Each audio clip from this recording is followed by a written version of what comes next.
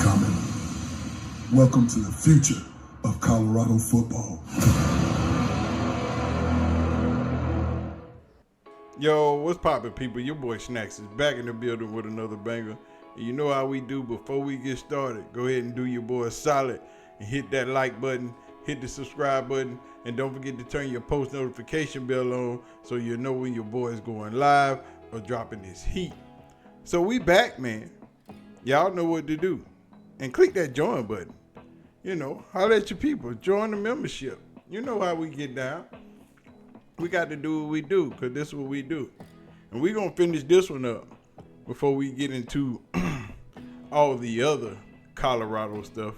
And you know, practice is back, fall camp is back, and it's going down right now. So we're going to finish the rest of this article up from yesterday, as I said we would. And let's jump into it. Why Shiloh Sanders wants to avoid summary judgment. Darjeel's attorneys are seeking summary judgment ruling that will determine that the claim of plaintiff Darjeel is expected from discharge. Under federal bankruptcy law, if the judge agrees, Shiloh would effectively lose his effort to discharge the debt and would be on the hook for the $11 million, though he could appeal. If the judge doesn't agree with Darjeel, the matter could proceed to trial, where the facts of the matter from 2015 could be contested in court. And that's where we gotta go, because he missed his first court date, right? So he didn't show up, and that's how we get to this judgment of $11.89 million.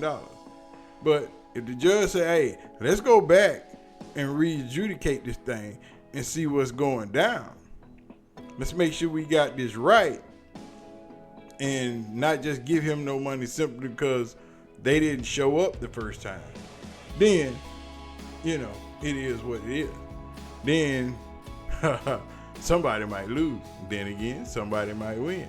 But Shiloh got to prove it. But let's get back.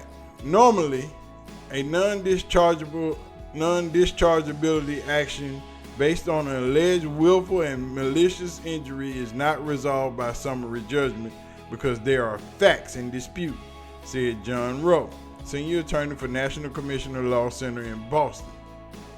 However, the question is in the case will be whether the bankruptcy judge will give a preclusive effect of the state court default judgment. Maybe not. That's exactly what Darjeel's attorney argued last week in their court filing. They said Sanders is precluded from relitigating his counterclaims and defense, in particular self-defense. That's because they said the issue was already effectively decided by a civil court in Texas. But see, that's what I'm saying. It wasn't, because no defense was put up. And that's probably where the judge is going to go. Saying, yeah, it was determined in Texas because no defense was put up. The man didn't have a chance to defend himself in court. So let's try that now. That's because they said the issue was already effectively decided by a civil court in Texas. Under the doctrine of collateral estoppel, one party can prevent another party from relitigating any issue that will finally determine on the merits of the previous case, according to the Legal Information Institute. Preclusion covers all claims and defense which defendant Sanders had ample opportunity to argue in the state court but chose not to. Darjeel's attorney wrote in the court filing, and that's the thing. He didn't choose not to. He didn't get the court date. So if he didn't get the court date and he wasn't able to show up in court, so you got to give a person a chance to defend themselves. Defendant also knowingly committed assault and aggravated assault under the Texas State Penal Code definition, since plaintiff was a security officer who sustained several bodily injuries from defendant's act. Well, why you ain't press no criminal charges? Why you just go straight to the civil suit? If that was the case, and that would be the question I asked if I was the judge, If he assaulted you, why didn't you press criminal charges?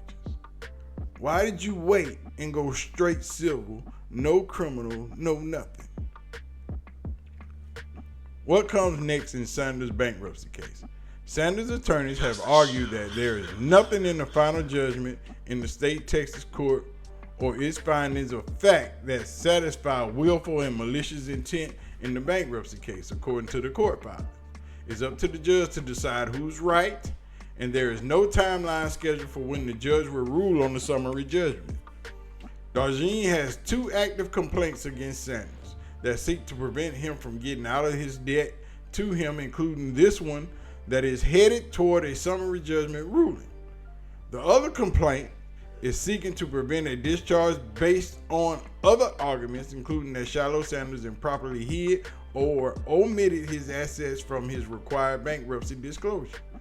The complainant is also pending, though Sanders is still trying to get parts of it dismissed after previously failing to have the whole complaint thrown out. Sanders downplayed the overall situation in July at the Big 12 Conference Media Days in Las Vegas, saying, and we quote, "At the end of the day, everybody's going to know the truth about everything, and you know," said Sanders, Colorado's leading tackler last season. Colorado opens the season August 29th at home against North Dakota State, where they better get that win, because if they don't get that win, I'm going to be mad as hell, because if I lose my money, it's going to be a problem. You understand what I'm saying? Nah, but it's all gravy there, man. But yeah, like I've been saying the whole time, if he get this relitigated, if he can get it back in front of a court, back in front of a judge, and be able to defend himself with facts, what happened, how this happened, why this happened, was he attacking you? Because nothing was done in the first trial. So if he can get this relitigated and his attorneys get to argue why Shiloh hit him with one leg, one blow. That's all he said. He hit me one time in the chest and severed my spine and damn near broke my neck with one elbow. So if they can get that back in front of the judge and re-argue that and put a defense up, he might get this whole damn thing thrown out, because dude was already injured, had already had surgeries on his back and his spine before this altercation occurred. So y'all let me know y'all thoughts. Let me know what y'all think. When some more of this pop up, we gonna pop it off. You know, you can always go back. It's a whole, this is listed under Shiloh's case in the timeline, so you can find all the videos I've done on there from start to finish to this point. And if you want to check them out, go over there. Don't forget to hit the like on the video, hit subscribe on the channel. You know, YouTube been playing a brother kind of sideways on the last week or two, end of the month. I don't know, algorithm messed up, videos ain't been getting out. But anyway, y'all do what y'all do. We gonna do what we do. Now, let's go watch some Colorado videos. I'm out. Peace. See y'all later. Thank you. God bless you all, man. Be safe.